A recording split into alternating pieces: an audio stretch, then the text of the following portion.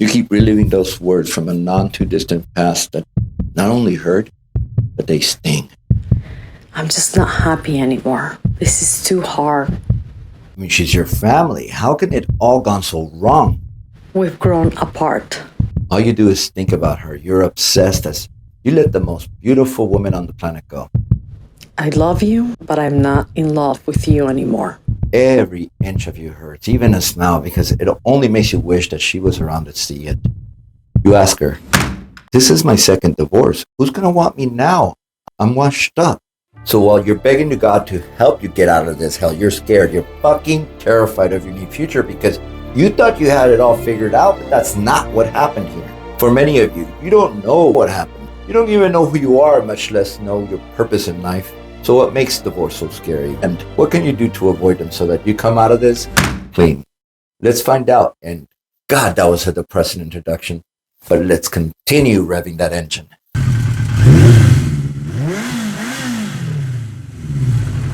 If you're going through a divorce, you know very well what precarious position you're in. You're basically walking a tightrope during a heavy wind advisory. Your life is now more difficult to balance, and you just want to get this done with, looking for any direction to go other than down. It's dangerous. Generally speaking, when we're afraid, one of two things happen. We either coward, as in fail to act, or putting it the nice way, that's called stonewalling. And that's something that we're notorious for. We stonewall because we're scared, or we take control and fight, and that's really depending on your makeup. But there are things that you can do to adapt and respond appropriately.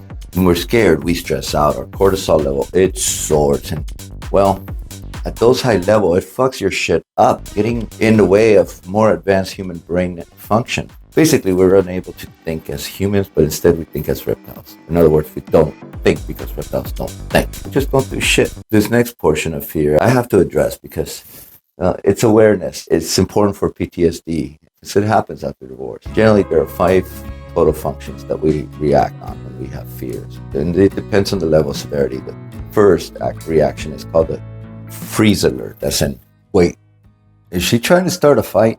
The second one is flight. Oh yeah, she's trying to start a fight. Better get out of here. Third one is fight. Respect. Who do you think you are talking to me like that? You have no right talking to me this way. Fourth, and this is when it starts being associated with PTSD, and it's the freeze fright. And freeze fright, you might think of it like suppose a baker went and pretended to be a bodyguard for the Corleone family, and they're out there at the hospital, and some tough guys go driving by, and so the guy is scared because he's pretending to be someone he's not, and he's afraid to die, so he smokes a cigarette. And fifth is you just pass out.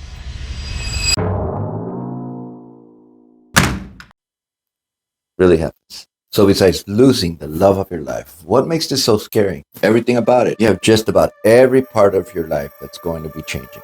Custody of your kids, finances, property, coping alone, doing things yourself, being alone, losing trust, ego death, lack of control, shame, identity crisis, starting all over. Will anyone ever want me again? That, and let's face it, the level of paranoia that you have right now, it's unparalleled. People would reach out to me when on Facebook, and I'd be like, who's this joker on Facebook trying to friend me? I don't know him. There's a whole bunch of things that rightfully you have every reason to be afraid of, and that's understandable. All of them scare me, but the one that scared me the most was the lack of structure that was going to happen in my life, and I was scared to make the wrong decision, so I compensated and became uber, and I mean uber disciplined. From 4:30 a.m. wake-ups, I began an early morning workout routine. Started taking cold showers to keep up the energy, and it's great on the skin, by the way. Doubled my meditation, not turning on the TV unless it was for self-improvement purposes. I got a detailed morning and evening routine, along with plenty of redecorating and style time to make my house a home. I mean, I purposely made everything new to me. I even became a fucking plant person. Yeah, that's right. I became a plant person. Makes me happy.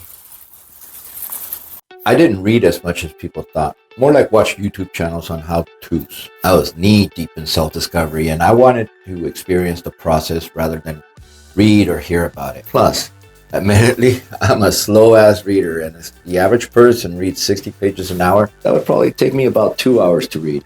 My teleprompter is going real slow right now. It's kind of like learning to drive a car by reading because as I look back, many of the self help books I did read prior to my Renaissance, I didn't develop any skills from the reading that I did. And many of the books, I don't even remember their titles, showing me how effective they really were. For me, anyways. Probably because there's not a lot of repetition in learning these books. So I recommend that starting today, you guys do what I did. I was going to learn how to use a camera and record when I was practicing a new skill. That's it. I was like, fuck it. It's for growth. That's one of the reasons that I use my own B-roll, because I have it as practice from style to public speaking to video conferencing and my mannerisms, especially my mannerisms. How do I come across to others? My point is that I know that you're scared. Even if you're the one doing the leading, it wouldn't be human if you weren't. But you can't. You just can't stonewall because of fear.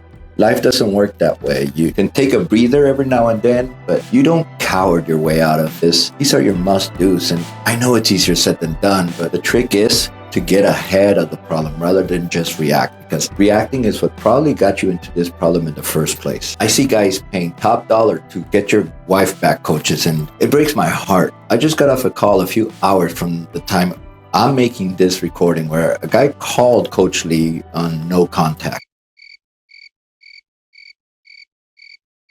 Now, I'm not saying no contact doesn't work. No contact is powerful. I am saying that it's more effective when dating rather than when married. Now, it's been 5 months for the guy since their breakup, and it's as though they failed to develop during this time, where it's now when they need to develop the most. But that's what we do, and unfortunately, he wasn't very happy when I said that she's most likely not going to come back. That it was good riddance because she just wasn't good for him. But just like I mentioned in my last video, we doubled down because we just want to prove our now ex that they were wrong about us, that we're not losers, that we're winners. But you can't win through showing weakness. You may get mercy, but you can't win. Just like you can't reason with a tiger when your head is in its mouth. It's like crack addiction. We chase the dragon hoping for our next fix, fully knowing that it's just not good for us. Again, let's repeat what you can do to turn your ovaries back to your balls. The answer is easy. The work, not so much. But you got to be proactive. You got to get informed. So stop stonewalling. Stop cowarding out of your divorce. You know what we're afraid of the most? The unknown. So get fucking informed. Get yourself educated ASAP, because right now your house, it's on fire, and time for a fire alarm, that came and went. Now it's your job to turn that fire off by any means necessary, even if it means having to break some walls down. So the quicker you find your answers, the faster your ass cools the flame. And if you don't know how, that's when you make that one-on-one with me. That's my job, is to prepare you for what's going to happen and guide you both emotionally and throughout the process. Believe me, you want me in your corner. I'm your chat GPT, except that I know you. So make the call, because I promise you this, that you'll walk out a fuckload more informed to what you can expect. And you're going to learn a hell of a lot about yourself, your resilience. Second, through video, document that shit out of your life. You'll gain direction and have certain landmarks where you can see your progress. Don't have asset either, but buy a tripod or a selfie stick and begin documenting what your goals are. 3 is to be uber responsible. Develop your morning and evening routine and give yourself your me time. Don't fall into the trap of letting your house burn down any further by continuing your status quo. Hold yourself to a higher standard, because chances are that your standards of old, that's what got you to have to see my channel. And the more responsible you become, the better your outlook. And that includes the relationship with your kids. Divorce will bring out every emotion you ever expected to have, with one exception: joy. Even if you're the one that wants the divorce, you're still scared. And maybe that's what takes your wife or you so long to say something, because you're scared and the unknown.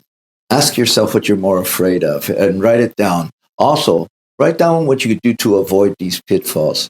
You owe it to yourself. Gentlemen, you need a one-on-one. Make it. Gather your courage and begin your journey, and make some wine from the vinegar that you've been drinking. I'll have you get there. The site to make the one-on-one is in the comments section underneath. So what are you waiting for? Thank you very much. I'ma wake up